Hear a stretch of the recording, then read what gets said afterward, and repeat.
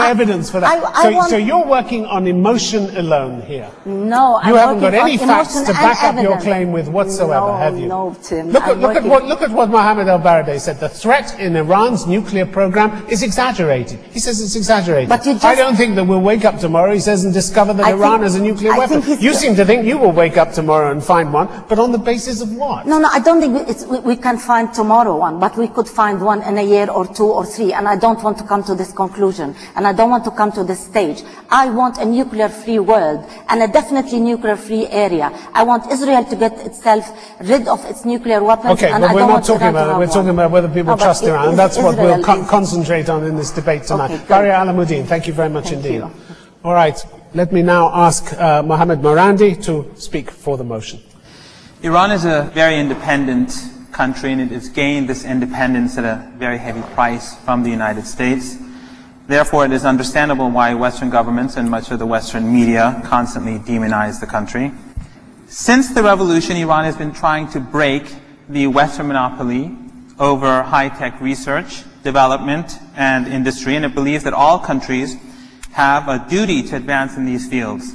This is why today Iran is one of the world's most advanced countries in fields such as stem cell research, as well as nanotechnology, and because there is no doubt that oil will soon fail us. Iran's peaceful nuclear program should be seen within this broader framework. Contrary to Western claims, the IAEA and Dr. al-Baradei have stated time after time that there is absolutely no evidence whatsoever that Iran's nuclear has ever been anything but peaceful. In light of the fact that the IAEA is not a democratic body, and it is, for the most part, the board is controlled by Western countries, this is very significant indeed. Countries that advance in the field of peaceful nuclear energy will be producers and not consumers of what is called the energy of the future, fusion energy. Such technology must not be monopolized by a few powers. So, as all of Iran's nuclear installations are under the supervision of the IAEA, 24 hours a day, this House should definitely trust Iran. On the contrary, we should question the motives of those countries who actually have and use nuclear weapons and who have no problem with the apartheid regime in Palestine having them, especially as it constantly uses illegal weapons against civilians.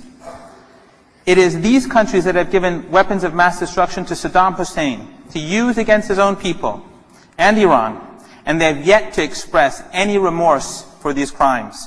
Ironically, please come to a close. While Iran is the world's biggest victim of WMDs, it is very revealing that it has never produced chemical weapons because Iran deems them to be immoral.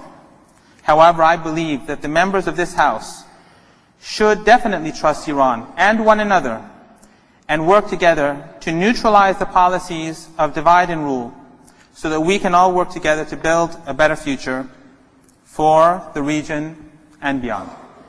Professor Merandi, thank you very much indeed. You'd accept, I think, that trust should be based on someone's past record, wouldn't you? That's right.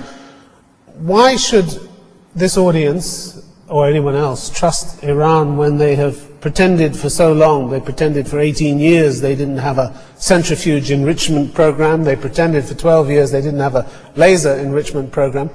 And in November 2003, the IAEA strongly deplored the past cover-up of nuclear activities. It said Iran had failed to meet its obligations under its safeguard agreement. Well, with that kind of track record, it's pretty hard for you to persuade these people, isn't it, that they've got to trust Iran? It's already broken their trust, hasn't it? I don't think so. I think that everyone knows that the IAEA is dominated by Western powers, and it is highly influenced by them. But you just said, you quoted them to suit your argument. You just said that they hadn't said there was any sign that of is what is weapon. so significant. In fact, so you believe them on one thing, but you don't, when it suits you, and you don't believe them on the other. No, I'm saying that the IAEA, despite this, they admitted that. The Iranians, in fact, the countries that in reality have broken the regulations of the IAEA and the Non-Proliferation Treaty are those who tried to prevent Iran for 18 years from having access to nuclear enery, peaceful nuclear energy. But you haven't explained to me why lie, why conceal? They did not lie. They did not conceal. They did not announce it. When I raised this with your then ambassador in 2004, with your then ambassador Javad Zarif at the United Nations, he said he could only say there had been some reporting irregularities. He said. Those were his words, reporting irregularities. Iran has acted in accordance with the original subsidiary agreement code 3.1, where 180 days before uranium insertion, they have to announce a new installation, just like the recent one they did announce on their own. In 2000, within accordance of international law. Well, why don't, no, but Mohammed al-Baradei says you're outside the law. And you know, well, said you're outside the and law. Also, he didn't accept your unilateral interpretation of that agreement. Well, the legal advisor to the International Atomic Energy Agency said that this is not a legal issue, it is technicality. All right, Professor Merandi, thank you very much indeed. Thank you. All right, I'm going to ask now Alireza Nourizadeh to speak against the motion. Thank you, team. I just want to ask one major question. How can you trust a government who kills its own people, torture them, rape them, killing them in the street of Tehran in front of your eyes, and then the president comes and deny that and say that was a conspiracy, and maybe you all saw Nida. Nida is a symbol for us, for the green movement of Iran. And you all saw Nida. And he comes and say, no, maybe there was a conspiracy. Maybe they themselves killed Nida. We cannot trust Islamic Republic of Iran because of its record. They lied to the international community year after year. And when the international community discovered that, they came and tried to justify.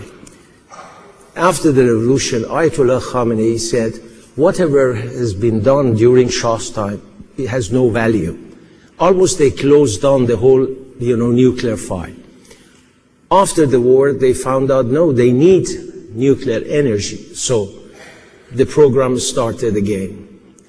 And during that period, they tried to hide mainly the military side of it.